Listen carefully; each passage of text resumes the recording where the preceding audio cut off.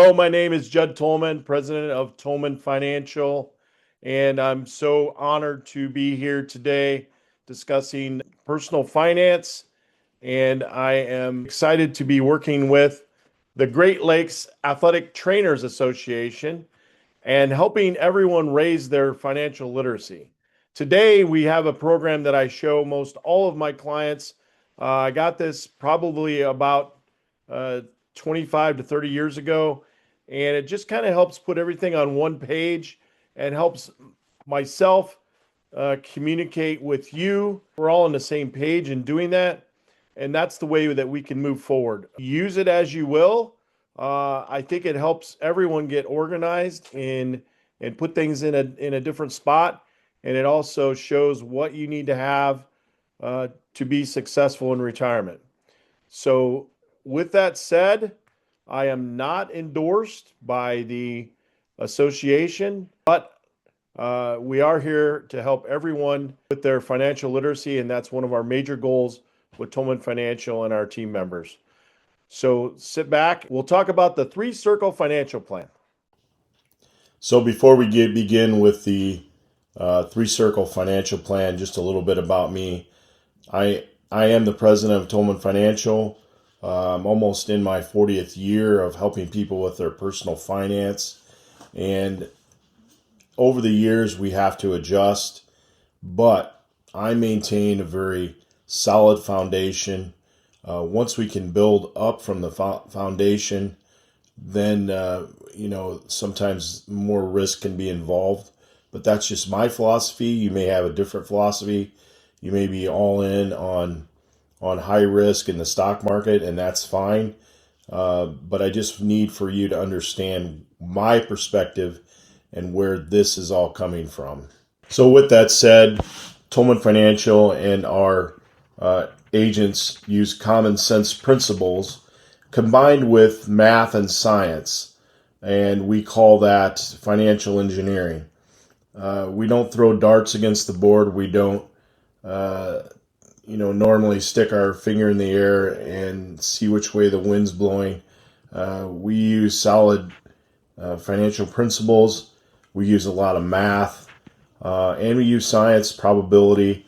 Those are some of the things we use to develop and maintain a good, solid financial plan for everyone. This is one of the main science components that we use. Albert Einstein said compound interest is the eighth wonder of the world. He who understands it earns it. He who doesn't pays it. So we use this principle in almost everything we do as far as building wealth.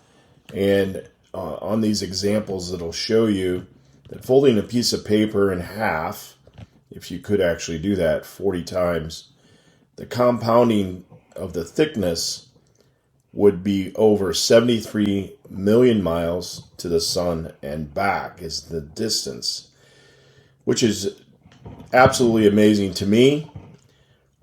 So if you only folded it 30 times, that compounding interest would only be 64 miles, which for me in Northwest Indiana would be my distance to Chicago.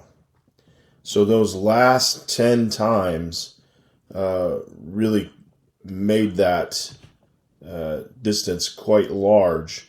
And that's why we have to be vigilant on our own personal finance. If you're working a job and maybe you only worked it a year or two and you see your 401k come up and maybe the company requires you to take it out and you're like, it isn't that much money, I'm just going to cash it in. Well, you just took one of those years away at the end, which could cost you thousands, if not hundreds of thousands of dollars. So you just have to be wary of that, and you'll see Albert's theory sprinkled into a lot of things that we do. So now we're ready to start our three circle financial plan. Anytime you're talking about anything in finance, everything starts with income. So any financial plan, we have to start with income. When we look at a 35-year-old and maybe they're making $60,000 a year, if that person has a 3% increase in their income in 30 years from 35 to 65, their annual income would be $198,000. So when we're thinking about today's standards, and we have to make sure that we're increasing our payment to ourselves for our future retirement, we have to make sure that we're increasing that with our income, because that's a big number to catch. And if you're still saving like you're making $60,000, you're going to fall well short of what you need to retire comfortably at whatever age you're targeting. So we start with income.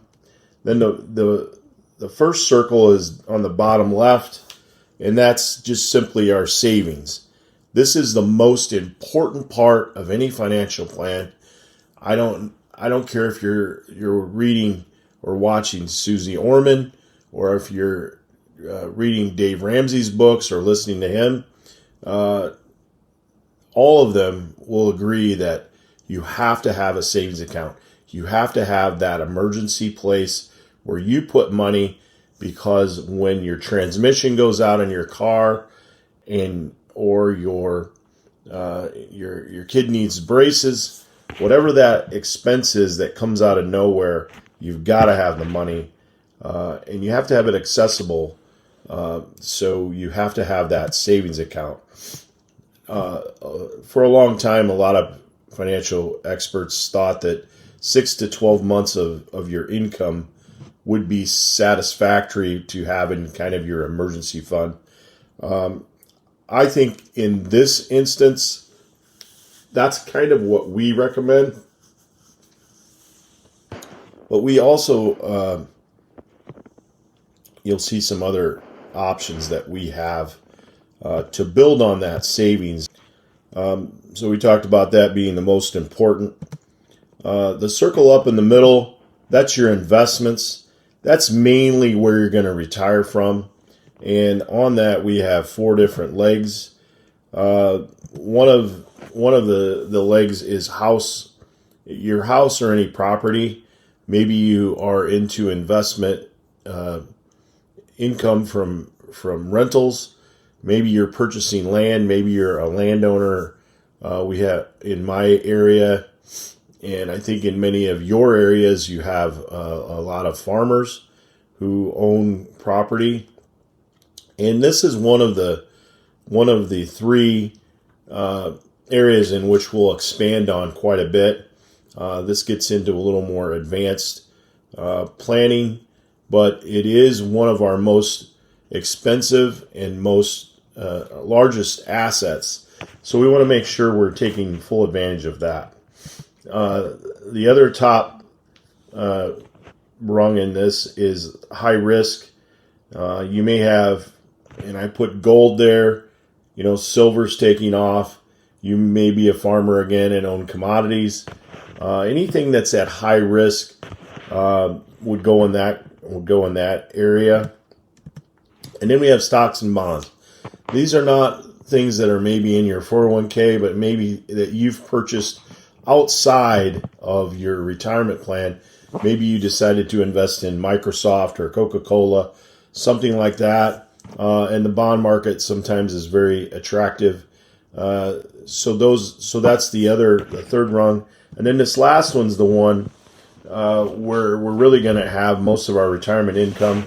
A lot of people still have pensions, especially if you're hooked into maybe one of the states through employment. Most states still have a pension. Then you'll have your Social Security. We'll talk at length about that as well. Pensions are a little tricky because there's all kinds of different types of pensions, but they all pretty much work the same. so then we come into the 401k. If you're a not-for-profit, 403b, and your IRA, anything that you may have profit sharing, things like that, anything that involves putting money away pre-tax, or the company, or even a lot of schools have a fund, like a group annuity type thing, in which they put money away for you, and that's actually called a 401a or 403a, because the employer is contributing. And then the last one there is a business. You may have a business that will produce income for you into retirement, or you may sell that business and use that money to live and invest and live on when you're in your retirement. Everyone kind of agrees that you need 75% of whatever you were earning in your last years to live in the same lifestyle that you've become accustomed.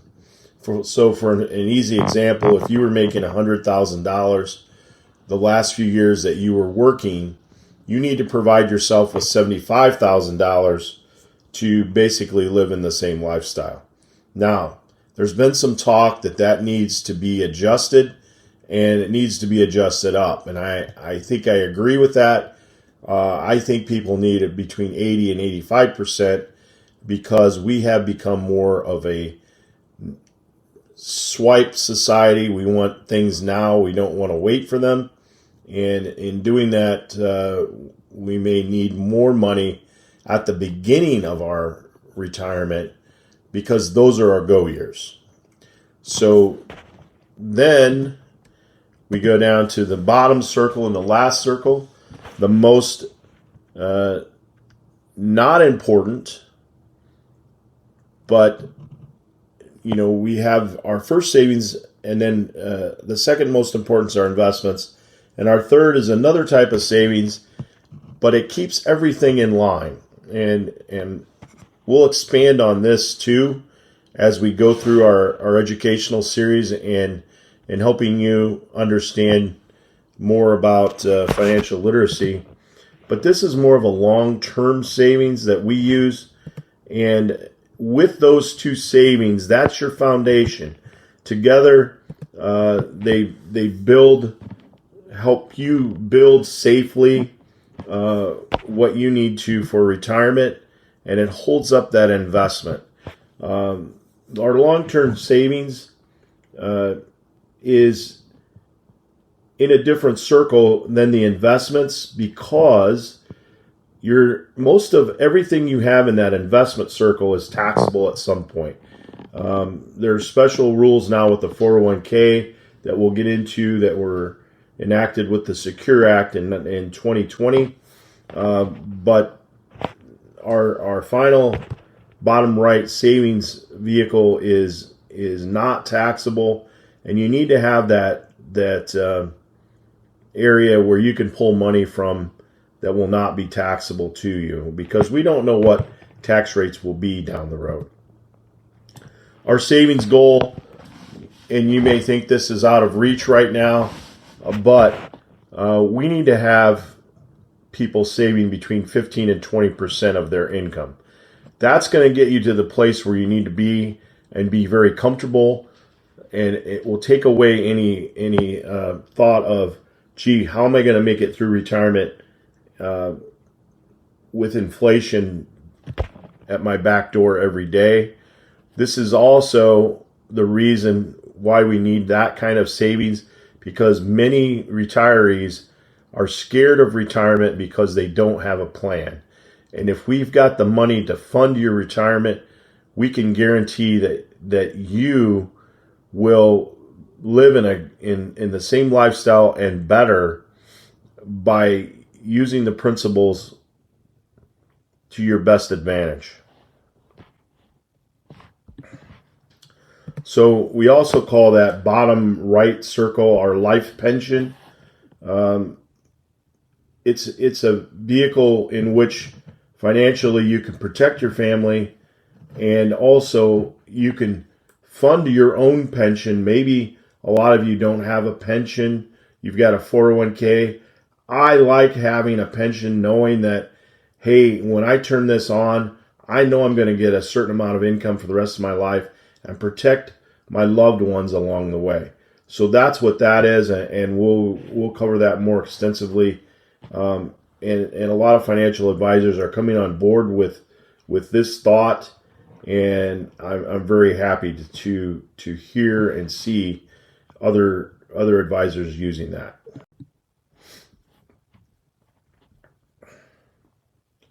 This next slide kind of goes along with the old saying, you shouldn't have all your eggs in one basket. Well, we also believe that you shouldn't have only one or two income streams. If you've got a 401k, fantastic. And we all hope that Social Security will be there in some fashion when we're ready to retire. But just having Social Security and 401k just doesn't give you anywhere to pivot. And I personally have so many people who grind it out. They're putting a sufficient amount of money in their 401k, but they drive all the way to the finish line, and then they're like, here I am, I'm ready to retire, and all they have is a 401k and Social Security. Well, with the Social Security, you're putting a lot of dependency on the government, and we don't know, how that's going to be funded in the future. So we've got to make sure that we have other ways in which we can pivot. And if we take time to plan, those things can happen. So, if you have a pension, that's fantastic. If they're letting you contribute to a 401k, that's even better. If you hopefully will have Social Security. We love the Roth IRA idea. We also use indexed annuities because that's safe and it pays out a good interest rate on a safe investment. Then we already talked about any business that you may have. And then we also have the life pension. All the red arrows are things that will be taxed. The green arrows are things that, in most likelihood, will not be taxed. The Roth IRA, the only thing that I don't like about that is it's still under government control.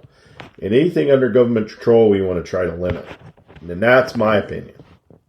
So that concludes the Three Circle Financial Plan. I hope it was informative for you. We have 3 or 4 different items on that Three Circle Plan that we will expand on greatly. Number 1, home and property. The second one will be the 401k IRA situation. And then the last circle on the bottom right, the life pensions. So, but if you have any questions or you have any topics that you want me to cover, I'd be happy to do that. Contact the association and they will get that information back to me. And I'll do my very best to develop a video that will explain things so that you can understand. Thanks again. And again, I'm honored to be a part of your program and look forward to making many more videos in the future.